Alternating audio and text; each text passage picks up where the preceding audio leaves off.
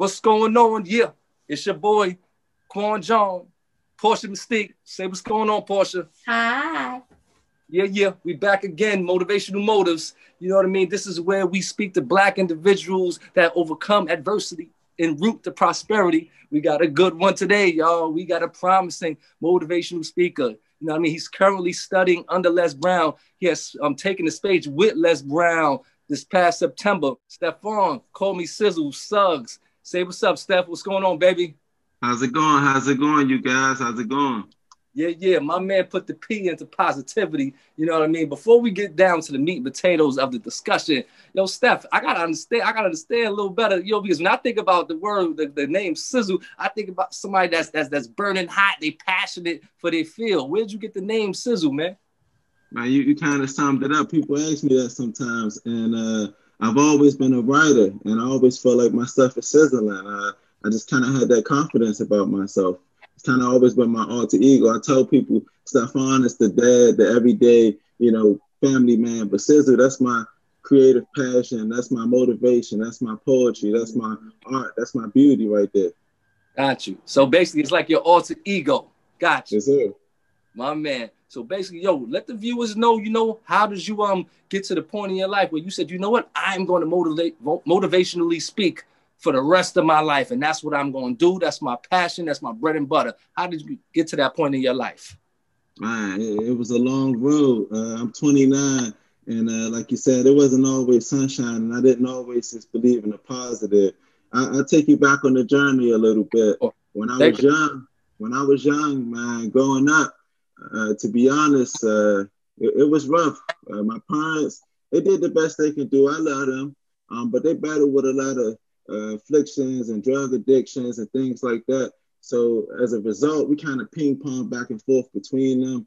From the ages of 5 and 6, I had to think like a grown up. You know what I mean? Like a lot of people went outside and played, and I was worried about what I'm gonna eat tonight and all this other kind of crazy stuff. But we ended up figuring it out nonetheless. I didn't even know my mom. It got so bad. She lost us, and she was in and out of group homes and things like that. Just dealing with things, and we reconnected with her on the bus one day. True story. Like we was on the bus riding the bus, and we looked in the back and we saw a lady. It was like, that's my mom, and it was like 2-3 years, and this is like she was missing from like 2nd grade to like 6th grade or something like that. So, yeah, and it's like crazy for me because stuff like that, I repressed so many memories as a child. So I ain't think nothing of it. I just realized that that's a big deal, or some people would be like, wow, this year from telling somebody else that situation. But nonetheless, lots of stuff like that was happening when I was young, man. I repressed so much, to be honest with you, because I got used to just the BS. So, in school, I focused my attention in school. I was good in school. That was like the only place where I feel like it was my safe haven. Your safe haven. You get a meal, you don't got to deal with the stuff from the neighborhood, from the environment. Middle school stuff got a little real because I was in a different, we moved around so much. See, in the city, if you ain't from that neighborhood, it's a little different from when you in a neighborhood where you know people and you connected. If you're the new person on the block, man, sometimes that could be a little tough. So, it was tough going from school to school, got in a lot of fights, got in a lot of situations. It was what it was, but, it make you tougher along the way. So who were you, I don't mean to cut you off, between the grades of 2nd and 6th grade, who were you living with, man? Oh, my pops. My pops. Your father. Yeah, he was RP to my pops. I lost him almost 3 years ago in December. Right. But it was a situation where I love my pops. Like I said, I love my mom. I don't say nothing to diss them or anything, but it's just my truth. You know what I mean? But he battled with his addictions and afflictions too. And he had a woman at the time. Rest in peace to Ellen. She was a wonderful lady, and she kind of, from my perspective, looking back on it, kind of kept them together, say-ish. So when he took us in, it was kind of like, oh shit, he had to do it because my mom just couldn't. Like, I don't even think he necessarily was like, oh yeah, But he stepped up like a man. I respect him for it. But it was like they was living in like a one bedroom themselves. So it was kind of like, it wasn't like they was prepared for it, but they did what they had to do nonetheless. and then we ended up getting a house. And like I said, things was good a little bit from like fifth and fourth grade there. Like it was like some sign of hope. Like I might have an okay childhood, but you know, my dad is cheating problems and things like this. She ended up leaving. We was young. We didn't fully understand the situation. You know, as a grown up, we figure out he was on drugs and and just all the stuff. And she left. And when she left, things went downhill. Like we noticed the effects because when she left, you know, I feel like he binged out. I mean, he ended up losing his job. He ended up, and I look back on him, I realized my dad suffered from depression, but just being a black man in the community, he was too tough. He never talked about it. He never, but I could just look back and just think about stuff like he binged out and he crashed out and we lost the house and and it was a roller coaster, and all of this is before my sixth grade graduation. So wow. You know, Oh in school, I used to always like that's the thing though. A lot of stuff I went through, a lot of people went to school with me, they never even knew because I just always had that ability to like when I walk through the school doors, like, you know what I mean? That stuff is that stuff. I'm here. You know what I mean? It was always like that. So, you know what I mean? It was crazy, but like I said, got through middle school, some stuff I still don't even like talking about. Some of the stuff that happened in middle school. So let's skip to high school. So high school, man, we was in foster care because my pops ended up like. I mean, what led to you guys going into foster care after dad lost a home? Yeah, so I was about to get yeah. So we went in the foster. So he lost the home. So man, like it was crazy keeping it 100 with you. Like we got kicked out the home, but we were still staying there. Like we was technically evicted, but like we were still staying there. So it was no lights or nothing. So like we was in elementary school. We used to come home and like look around and like sneak in the crib. And like we were still staying there, but we wasn't supposed to be staying there. It was me, my brother, and my sister, and I'm the oldest, and we all a year apart. So I'm probably like 10. My sister like 9, he like 8. But my little brother was going through it the most. Like it was impacting him the most. So he ended up getting kicked out of the school or whatever. And that was around the time we had reconnected with my mom. So he went and stayed with my mom. And me and my sister, my dad ended up getting this other apartment. We stayed there for like a year. And then after that, he had a birthday. And on his birthday, he left us at the Ellen lady house. They kind of reconnected again. It was kind of cool again. But she had her own place. And he left us at her place on his birthday. And he didn't show up for like a week or something. Like he just and like just like during the school year. So like we just going to school from her crib like Monday, Tuesday, Wednesday. Like we didn't see pops since like last Friday type stuff. But we wasn't really phased. That was just our life. So but Wednesday come around, Child Protective Service come up to the school. They went in PA, Stefan and Steven Suggs. We like, what about Stephanie? But you know, we was mad at the moment, but hindsight, I appreciate it. Alan, she didn't want to put Stephanie through the system because she was a female and all that stuff. So she kept Stephanie. She really made a sacrifice, kept Stephanie. She didn't even have to do that. Like we appreciate it now looking back on it. And it kind of really helped Stephanie. She never had to go to foster care. But me and my brother, we had to go to the system. We was like in middle school. And or did y'all go to the same home? Nah, God is good, man. Like a lot of people always wanted to keep us together. And of course, I always advocated to keep my brother together. I just knew how much he needed me and how much I needed him. So like we was at a few different places. Like first it was a few temporary places. And then they had us with a family member. And we was with like an uncle for like a year. But to be honest with you, once, I mean, like I said, I don't know this to nobody. It's just my truth. But once he got married, he wasn't married at first. And we felt like everything was kind of cool. But once he got married, and I can understand now being grown and just understanding how the world works, I feel like his wife was like, you know,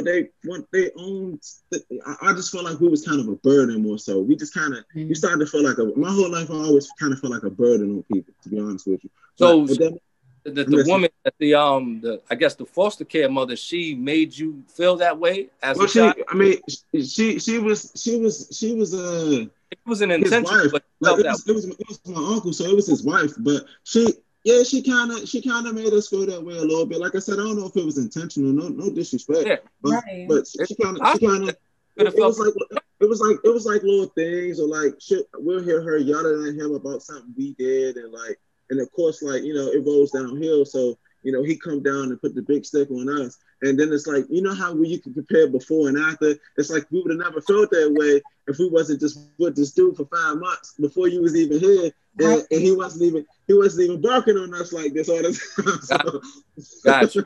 So she kind of just like married into having kids and didn't like that. Yeah, but I see it. See, like I said, I just see it a little more complicated. I see it more so like, and like I said, that's why on hindsight, I appreciate my uncle, because I see it once again. A lot of the stuff that happened with us, people got thrown into situations. I don't think he particularly just signed up for 2 boys. I think things was just so crucial, and the risk of what could possibly happen to us, he just was like, all right, I got basement space. Like, it's a temporary means. Like, right. I think all along, it was something has to be figured out for the long term. But this is more so, I don't really ever feel like the plan was to be with him forever. So, so in respect, like, there was a lot he was taking on. And then once he, as a grown man and living his own life, once the merge came into play, I feel like they had other plans and other dreams and I could just, like, I could just look back on it. I've always been a very understanding person,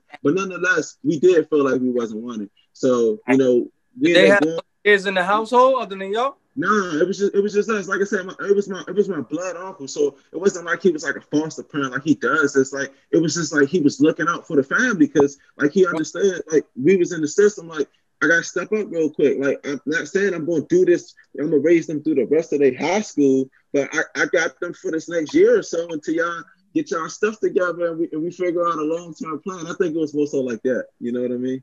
I mean, that's what they usually do in the system. They would rather put the kids with a family member before they put them outside the family. Mm-hmm. You know what I'm saying? So, yeah, but I never think that his goal was to, keep us the whole time. And like I said, respect to that. It's all good, but so we ended up going from him. I feel like we was with another temporary person. And then we was with another family member, another one of my uncles, like a close uncle, like a real close uncle. Right. And we was with him, and they did have kids. And my cousin, that's like a brother of mine. He my same. He literally is my same age. And then another one of my little cousins, he like a year younger than my brother. So we almost had sibling rivalry, if anything. Like that. Right. Was with them. And we was there for like a year or two. Things was okay, but situations happened. We couldn't stay there no more, and that's when we had to go to like a real group home, and that was just a whole different experience. Wow. So how old were you and your brother when y'all went to the group home?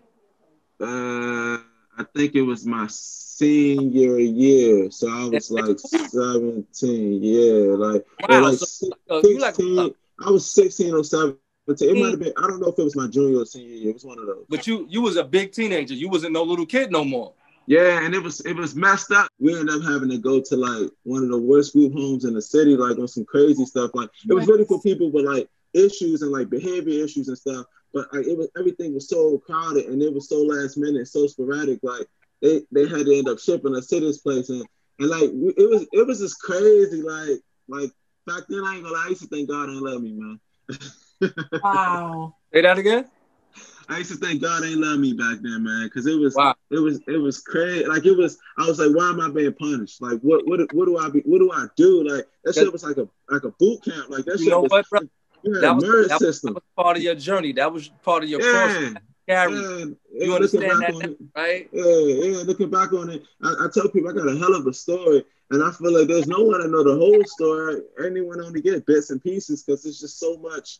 It's just so much stuff. I can't keep up with all of it. But that's why, I'm working on that Grandmaster book where I'm gonna put my whole experiences in it. It's gonna be crazy, man. So how did all of those experiences shape you to be who you are today? Like you went through so much, but how did it make you so positive? You exude optimism. And to hear your story is like, how does that correlate with how you are now?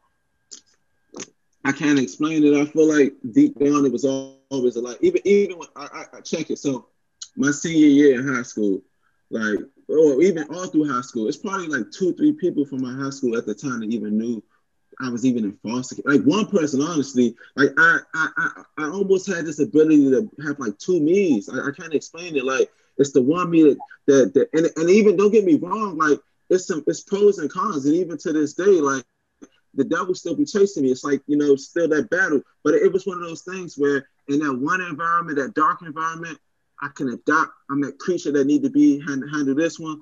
But then in this light environment, I can adapt to this one as well. So I don't know. I always was able to just like shift. Like going through high school, I was one of the smartest kids, one of the vibrant. I was pretty popular in high school. I was able to stay at the whole same high school the whole 4 years, so I had stability. But they didn't know what I was going through when I went home, and I was still the same person coming in there cracking jokes. Like you would have thought that things was pretty cool for me. Like you know what I mean? I was able to compartmentalize that whole thing and keep that out there and keep that in there. And I feel like after that, I knew I had to get away though. So that's why after high school, I ended up coming to West Virginia. But you know, being a product of your environment, I brought a lot of those same issues and things with me. So it's funny, in DC, I consider myself, because there's levels, I consider myself to be one of the better people, one of the more, but coming out here, in this culture, I was kind of one of the problems. You know what I mean? Like just bringing that DC kind of feel, just I was almost. I remember like some people was like, "Yo, that's the guy you gotta stay away from." And I was, you know, getting into drugs, and I had the mind for it because I grew up in this one environment. So I already know how to move just a little smarter than some of these people who they ain't really grow up like I grew up. So you know what I mean? It was like easy for me to just naturally adapt. And it took me years, man. It took years to get away from that, man. So I mean, it sounds like that. I mean, you know, like I told you when we were speaking on the phone the other day, I'm a advocate that bad things happen for good reasons all day, every day. You know what I'm saying? So it sounds like you kind of adopted some transferable skills from those bad experiences. The bad experiences you had, it made you versatile. You know what I'm saying? 2, it increased your discipline. You know what I mean? 3, it made you patient because you couldn't get everything you wanted. You know what I mean? And then it made you hungry too. So basically, you took a bad situation, you know what I mean, and you flipped it. You know what I'm saying? You took the bad things, you know, because you could have turned out another way. You know what I'm saying? Oh, for sure. Huh? Oh, I said for sure. I said all the time that you could have went either way. Could have did that and said, you know what?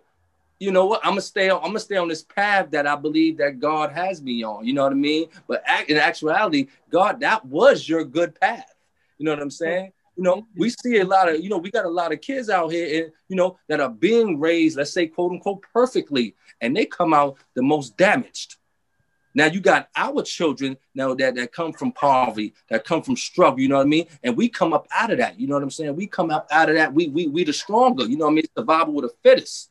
So, you know, I definitely applaud you for making that bad situation, you know, a good repercussion of your life, man, for real, you know?